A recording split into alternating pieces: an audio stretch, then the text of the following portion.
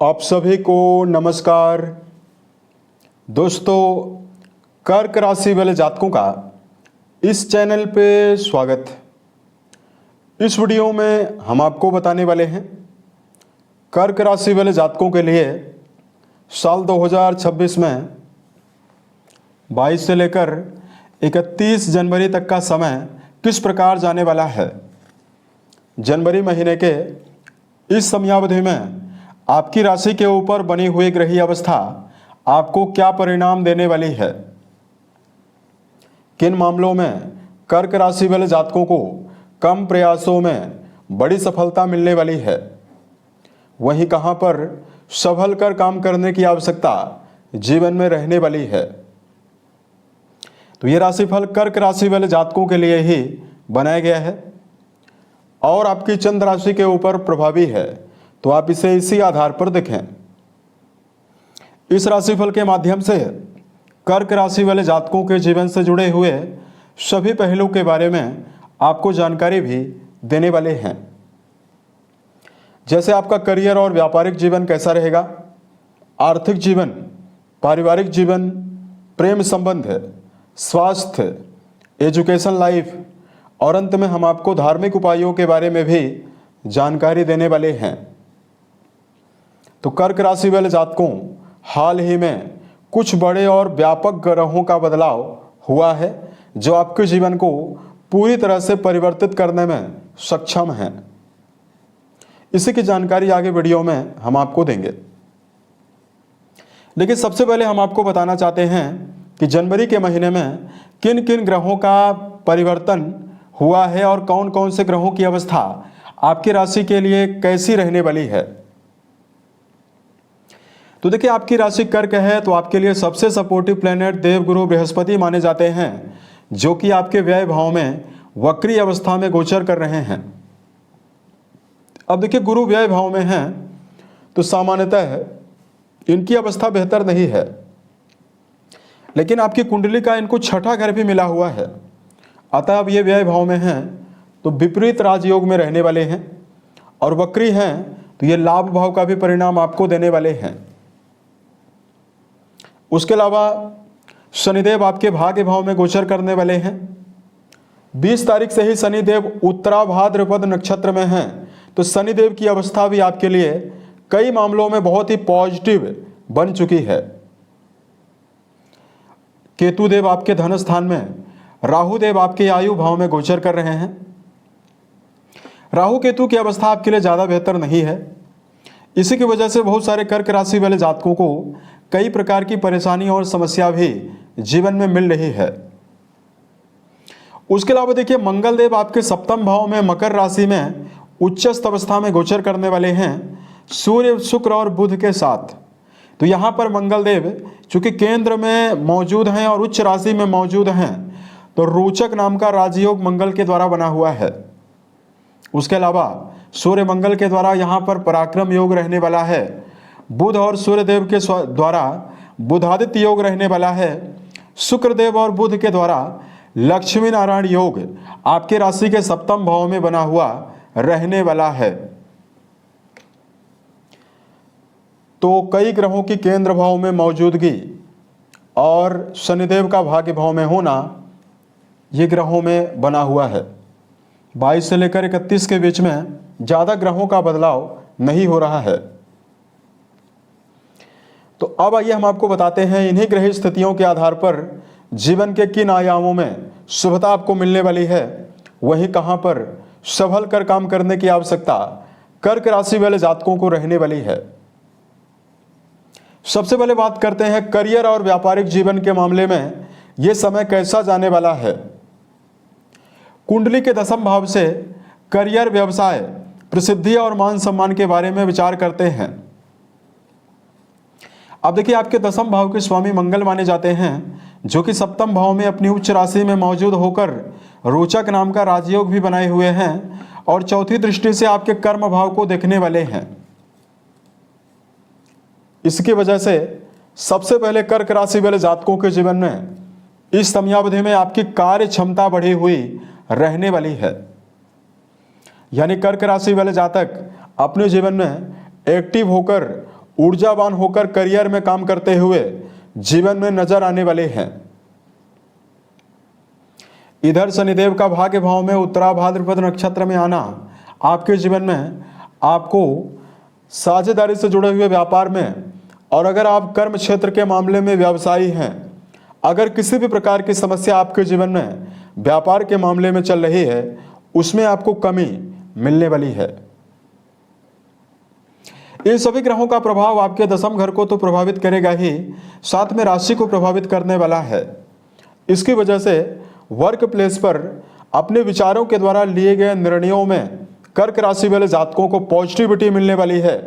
सकारात्मक निर्णय लेते हुए भी आप नजर आने वाले हैं, और आपके व्यक्तित्व में भी ज्ञान का स्वरूप निकलकर सामने आने वाला है। इसका प्रभाव सम्मान के रूप में वर्क प्लेस पर आपको मिल सकता है।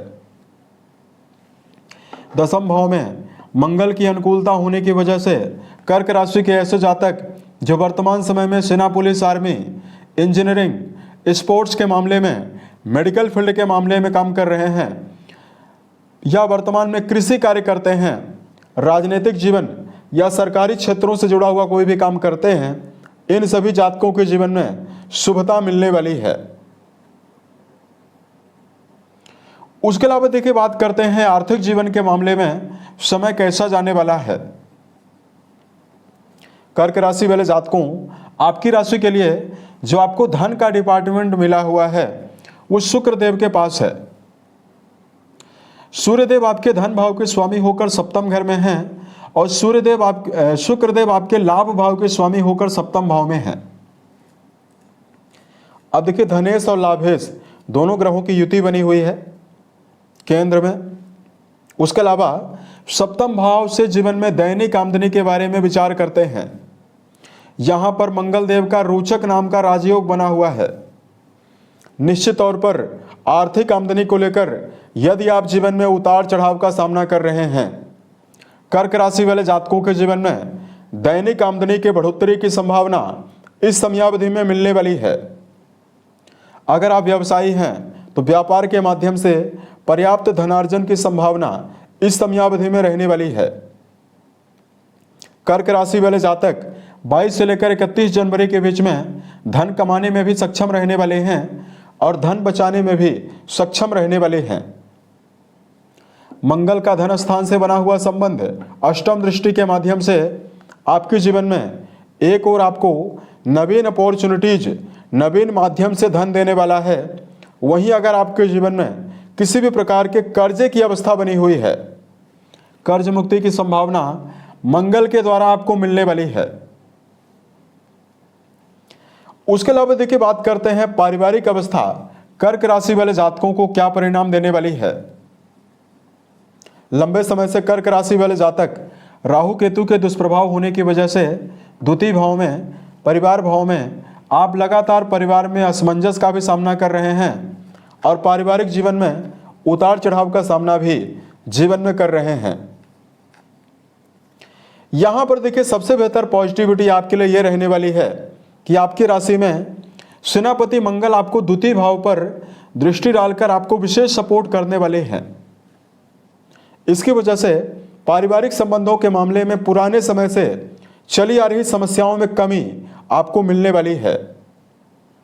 एक और आपके जीवन में आपके विचारों की कद्र परिवार में होने की संभावना बनेगी। वहीं पारिवारिक जीवन में मान सम्मान, सामाजिक स्तर पर भी मान सम्मान के बढ़ोतरी का प्रबल योग इस समयावधि में कर्क राशि वाले जातकों के जीवन में रहने वाला है। हालांकि यहां पर राहु केतु का जो प्रभाव है आपके वाणी में कड़वाहट जरूर देने वाला है, अतः वाणी के द्वारा व्यर्थ के विवादों से बचने की आवश्यकता भी कर्क राशि वाले जातकों को जीवन में जरूर रहने वाली है। प्रेम और वैवाहिक जीवन के मामले में यदि आपको जानकारी दिया जाए, रिश्तों के संदर्भ में मंगल देव की अवस्था ही आपके जीवन में प्रेम संबंध का निर्धारण करती है। अतः मंगल देव पंचम भाव के स्वामी होकर अपनी उच्च राशि में मौजूद हैं और सीधा राशि को देखने वाले हैं। अतः किसी भी प्रकार के गहरी फ्रेंडशिप में यदि आपका जुड़ाव है तो प्रेम संबंधों के मामले में, रिश्तों में आपको एकाग्रता मिलने वाली है। प्रेम को अगर आप वैवाहिक जीवन में बदलना चाहते हैं उसके लिए संभावना बेहतर रहेगी। वही बात करें वैवाहिक जीवन के मामले में कर्क राशि वाले जातकों को क्या परिणाम मिलने वाला है। आपके वैवाहिक भाव के स्वामी शनिदेव माने जाते हैं, जो कि भाग्य भाव में विराजित होकर स्व नक्षत्र में प्रभावी हो चुके हैं। अतः लंबे समय से वैवाहिक जीवन के मामले में यदि आपको समस्या मिल रही है, उसमें आपको कमी जरूर मिलने वाली है। यहाँ पर मंगल, बुध और शुक्र जैसे ग्रहों का प्रभाव आपके वैवाहिक साथी की उन्नति और प्रगति का प्रबल योग बनाए हुए रहने वाला है। यानी वैवाहिक जीवन में जीवन साथी को सम्मान भी मिल सकता है और उन्नति भी होने वाली है। उसके अलावा देखिए, कर्क राशि वाले जातकों के लिए एजुकेशन फील्ड के मामले में जुड़े हुए जातकों को क्या परिणाम मिलने वाला है। शिक्षा के लिए मंगल देव की अवस्था निर्धारित की जाती है।